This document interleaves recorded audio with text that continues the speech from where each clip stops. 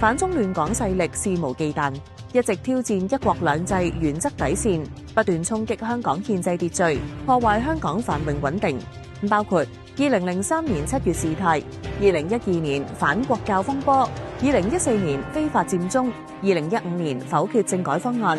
2016年旺角暴亂等等，一直挑戰國家同民族嘅底線。而2019年修例風波對香港維護國家安全造成最嚴峻挑戰，其中一個頭目黎智英更宣稱為美國而戰，甚至煽動美國用核武毀滅中國等。直到香港國安法出台，香港終於安定落嚟。2020年6月30日，13屆全國人大常委會第20次會議全票通過香港國安法，香港更加通過完善選舉制度，首盧特別行政區管治權。香港其後更歷史性完成香港基本法第23條立法。以上法例實施後，司法機關公正處理危害國家安全案件。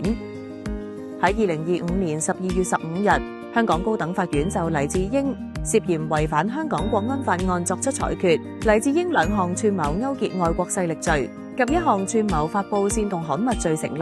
2026年2月9日，香港高等法院就黎智英涉嫌違反香港國安法案作出量刑裁決，判囚20年。香港維護國家安全嘅實踐，沉重打擊咗反中亂港分子嘅囂張氣焰。香港引以為傲嘅法治回來了。香港告別動盪不安嘅局面，恢復安寧，恢復秩序，恢復以往嘅活力，社會穩定變得更加持久。